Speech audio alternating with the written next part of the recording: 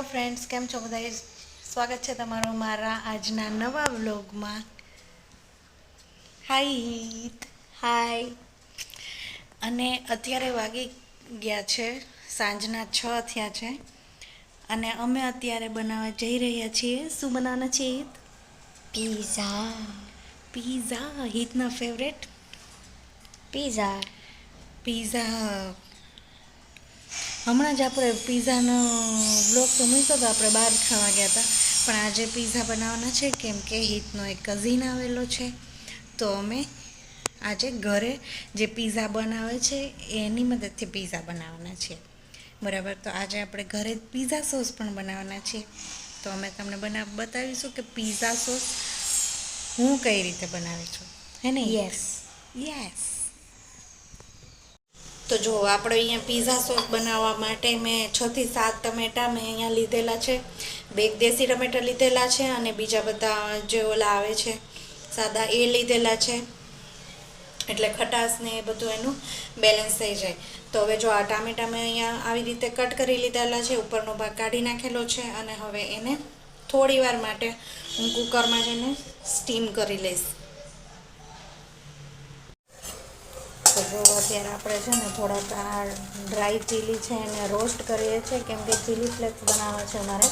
Chilli flakes અત્યારે થોડાક પૂરા થઈ ગયા છે, તો મને ડ્રાય ચીલી થોડી મારી પાસે પડેલી છે, તો મેં કીધું કે આપણે ઘરે જ બનાવી લઈએ ચીલી ફ્લેક્સ. તો જો ચીલીને પહેલાં છે ને આપણે ડ્રાય રોસ્ટ આવી રીતે કરી લઈશું, પછી ઠંડી થઈ જાય એટલે મિક્સરમાં ક્રશ કરી લઈશું. તો જો અહીંયા આપણે જે મરચાં રોસ્ટ કર્યા હતા એના એકદમ મસ્ત એકદમ એવા ચીલી ફ્લેક્સ બનીને રેડી થઈ ગયા છે. તો એને આપણે સાઈડ પર રાખી દઈશું અને આપણે હવે પિઝા સોસની પ્રિપેરેશન કરવાની છે. તો જો આપણા ટમેટા એકદમ મસ્ત થઈ ગયા છે અને એને મેં છે ને ઠંડા થવા માટે રાખી દીધા હતા, તો ઠંડાઈ થઈ ગયા છે. તો હવે જો આવી રીતે આપણે કટકા કરીને મૂકીએ ને એટલે છાલ આવી રીતે આરામથી નીકળી જાય. તો એ છાલ આપણે કાઢી લેવાની છે. તો ચાલો, જો અહીંયા આપણે પિઝા સોસની બધી પ્રિપેરેશન થઈ ગઈ છે. તો હવે આપણે છે ને જો આ પિઝા સોસ બનાવી લઈએ. જો આપણે પેનમાં મેં તેલ નાખી દીધું છે ગરમ. લીધેલી છે ઝીણી સમારેલી, અને આપણે થોડીક સાતળી લઈશું.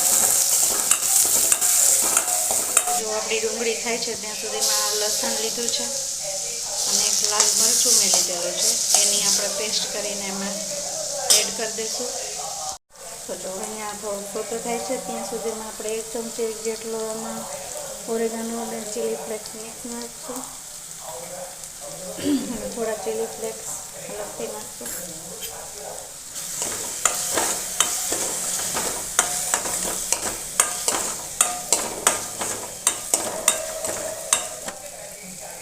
તો જો આ સતરાઈ ગયું છે. હવે આપણે જે ટોમેટો પ્યુરી રેડી કરેલી છે ને એ હવે એડ કરી દેવાની છે.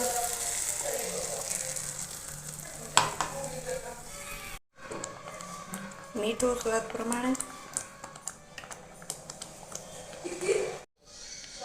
તો જો અહીંયા આપણો પિઝા સોસ એકદમ મસ્ત રીતે બનીને રેડી થઈ ગયો છે.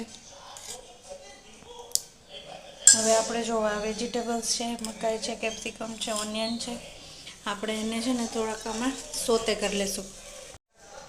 તો વેજીટેબલ્સને આપણે અત્યારે હમણાં સોતે કરી લઈશું. કાચા વેજીટેબલ્સ પણ હું ઘણીવાર એડ કરતી હોઉં છું, પણ આજે એવું થયું કે આજે થોડાક સોતે કરીને એડ કરીએ તો એનો ટેસ્ટ થોડોક વધારે સારો આવે. તો એટલા માટે ચાલો આપણે પહેલાં વેજીટેબલ્સ સોતે કરી લઈએ. અહીંયા પેલું જ પેન લઈ લીધું છે મેં સાફ કરીને, અને એમાં તેલ નાખી દીધું છે. અને હવે જે મકાઈ હતી ને એ મેં કાચી જ લીધેલી છે, તો એને આપણે થોડી વાર માટે આવી રીતે સાંતળીશું ને તો એ સરસ રીતે સતળાઈ જશે.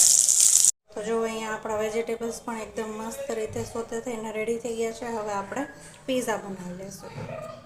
તો જો અહીંયા પિઝા બન ઉપર મેં કે જે પિઝા સોસ આપણે બનાવેલો છે અત્યારે ને એ લગાવી દીધો છે, અને ઉપરથી જે સોતે કરેલા વેજીટેબલ્સ છે એ આપણે એડ કરી દઈએ.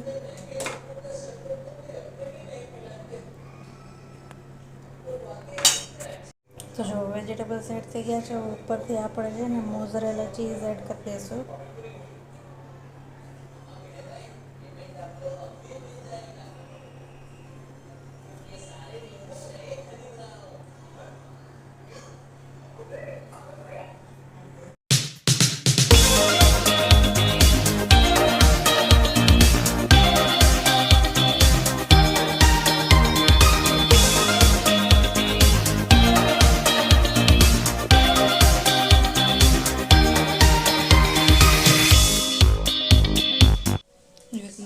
આપણો પીઝા એવો રેડી થઈ ગયો છે. અહીંયા જો તમે જોઈ શકો છો એકદમ યમ્મી યમ્મી ટેસ્ટી થઈ ગયો છે.